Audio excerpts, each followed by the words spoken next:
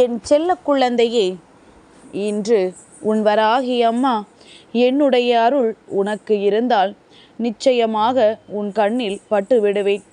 என் தங்கமே, இந்த மங்கள செவ்வாய்க்கிழமை விடியலில் என் குழந்தை உன்னை நான் காண்கிறேன் என்றால் நிச்சயமாக என் குழந்தைக்கு வாழ்க்கையில் நடக்க இருக்கின்ற ஒரு நல்ல விஷயத்தை பற்றி சொல்ல வேண்டும் என்பதற்காகத்தான். சில உண்மைகள் தெரியாமல் தான் என் குழந்தை வாழ்க்கையில் நீ போராடி கொண்டிருக்கின்றாய். சுற்றி நடக்கின்ற விஷயங்கள் சில நேரங்களில் உனக்கு புரியாமலேயே போய்விடுகின்றது. என் குழந்தை, நீயோ உனக்குள் எத்தனை கஷ்டங்கள் இருந்தாலுமே இறைவா, இந்த உலகத்தில் வாழ்கின்ற அனைத்து ஜீவன்களுமே நன்றாக வாழ அருள் புரிய வேண்டும் என்று என்னிடத்தில் கேட்கின்றாய். என் தங்கமே, தான் எப்படி இருக்கிறோம் என்பதை பற்றி கூட கவலைப்படாமல் மற்றவர்கள் நன்றாக இருக்க வேண்டும் என்று வேண்டுகின்ற உனக்கு நான் எதையேனும் கொடுக்க வேண்டுமல்லவா? நிச்சயமாக என் தங்கமே, உன் வாழ்க்கையில் இன்று நீ உனக்கான ஒன்றினை பெறப்போகின்றாய். மற்றவர்களுக்காக வேண்டினாலே தனக்கானது தானாகவே கிடைத்துவிடும் என்பதை முதலில் நீ புரிந்து கொண்டாய். அது உன் வாழ்க்கையில் இப்பொழுது சரியாக நடக்கப் போகின்றது. என் தங்கமே, படித்தால் மட்டும் இங்கு எல்லோரும் புத்திசாலியாக ஆகிவிட முடியாது. அடுத்தவர்கள் மனதை படிக்க தெரிந்தவன் மட்டும்தான் புத்திசாலியாக இருக்க முடியும். மற்றவர்கள் மனதில் என்ன இருக்கின்றது என்பதை கூட உணராமல் இங்கு எளிதாக இன்னொருவர் மற்றவர்களை காயப்படுத்தி விடுகின்றார்கள். அவர்கள் சூழ்நிலையில் இருந்து பார்த்தால் மட்டும்தானே உணர்ந்து கொள்ள முடியும் அவர்களின் வலிகளும் வேதனைகளும் என்னவென்பதனை. என் தங்கமே, வார்த்தைகளுக்குள்ளும் வாழ்க்கை இருக்கின்றது என்பதை முதலில் புரிந்து கொண்டு பேசுகின்ற வார்த்தைகளை கவனமாக பேச வேண்டும். பேசுகின்ற வார்த்தை இதமானதாக இருந்தால் வாழ்க்கை வசமாகும். அதே நேரத்தில் பேசுகின்ற வார்த்தைகள் கனமானதாக இருந்தால் வாழ்க்கையே திசை மாறி சென்றுவிடும். யாரிடத்தில் பேசுகின்றோம், என்ன பேசுகின்றோம், எப்படி பேசுகின்றோம் என்பதில் எப்பொழுதுமே எல்லோருமே கவனமாக இருக்க வேண்டும். என் தங்கமே, உன்னுடைய கையை விட்டு செல்வது எதுவுமே உனக்கானது அல்ல.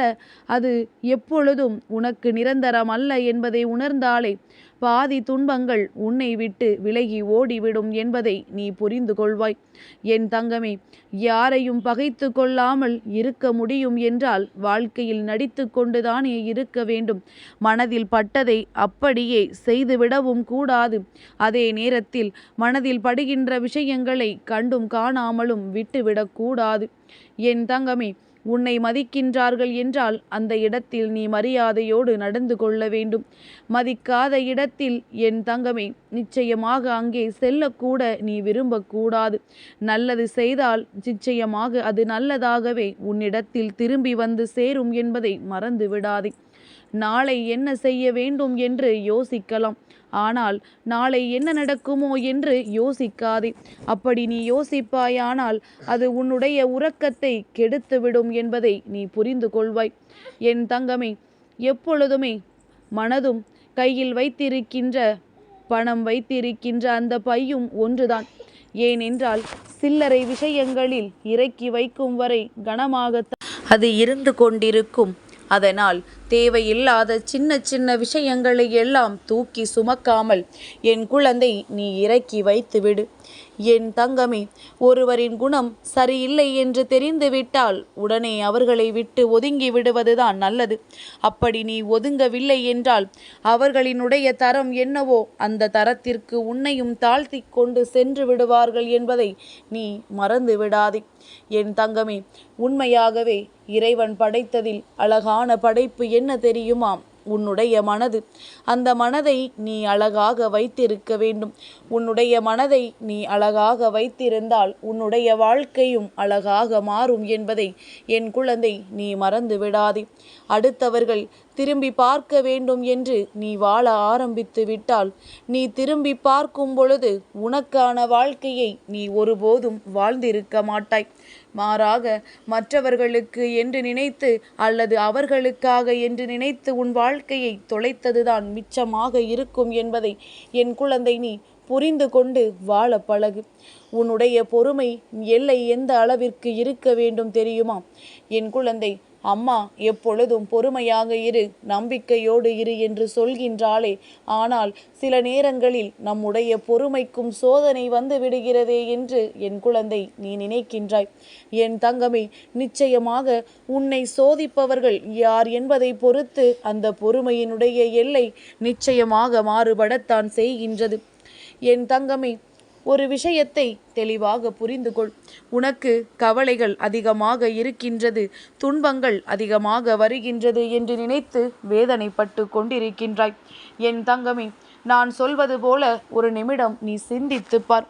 நிச்சயமாக உனக்கு இந்த கவலையிலிருந்து மிகப்பெரிய விடுதலை கிடைத்துவிடும். எப்பொழுதும் ஏதாவது ஒரு செயலை செய்வதில் உன்னுடைய கவனத்தை திருப்பிக் கொண்டே இரு. நீ எப்பொழுதும் உன்னை ஏதோ ஒரு விஷயத்தில் இணைத்து கொண்டே இரு. ஒரு நேரமும் நீ தனிமையாக இருப்பது போலவோ தேவையில்லாத விஷயங்களை சிந்திப்பது போலவோ இருக்கக்கூடாது. நீ எந்நேரமும் உனக்கான செயலை செய்து கொண்டே இருக்கும் பொழுது இந்த கஷ்டங்களும் கவலைகளும் உன் முன்னால் வராது. அதையெல்லாம் நினைத்து பார்க்க கூட உனக்கு நேரம் இருக்காது. என் தங்கமே, உண்மையாகவே அன்புதான் நிச்சயமாக உன்னுடைய பலம் என்று நீ நினைக்கிறாய் என்றால் உன்னை எளிதாக பலவீனமானவனாக மாற்றிவிட்டு சென்று விடுவார்கள். ஏனென்றால் அன்பைத்தான் இங்கு நிறைய பேர் தன்னுடைய கேடயமாக பயன்படுத்தி கொண்டிருக்கின்றார்கள். என் குழந்தை, யாரொருவர் தன்னுடைய செயலும் வார்த்தைகளும் மட்டும்தான் சரி என்று வாதாடி கொண்டிருக்கின்றார்கள் என்றால் அவர்களுக்கு மத்தியில் அமைதியை மட்டும்தான் உன்னுடைய ஆதாரமாக நீ பயன்படுத்த வேண்டும். ஏனென்றால் அவர்களிடத்தில் போராடுவது தேவையில்லாமல் உன்னுடைய நேரத்தை வீணடிப்பதற்கு சமம் என்பதை நீ புரிந்து கொள்ள வேண்டும்.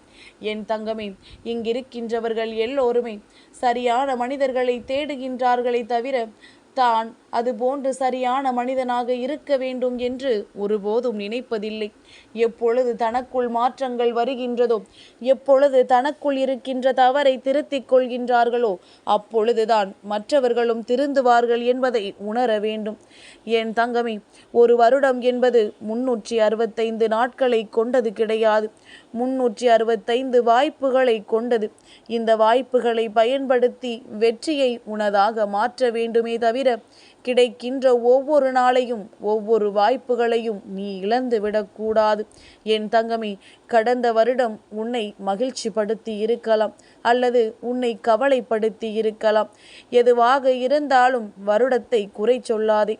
உன்னிடம் குறைகள் இருந்தால் அதை திருத்திக் கொண்டு மற்றவர்களை கஷ்டப்படுத்தாமல் வாழ்வதற்கு நீ கற்றுக்கொள்ள வேண்டும். என் தங்கமே, ஒரு விஷயத்தை புரிந்து கொள். தீக்குச்சி விளக்கை ஏற்றியது. எல்லோரும் விளக்கை வணங்கினார்கள். பித்தன் கீழே எரியப்பட்ட தீக்குச்சியை வணங்கினான். ஏன் தீக்குச்சியை வணங்குகிறாய் என்று கேட்டதற்கு அவன் என்ன சொன்னான் தெரியுமா? ஏற்றப்பட்டதை விட ஏற்றி வைத்தது உயர்ந்தது அல்லவா என்று சொன்னான்.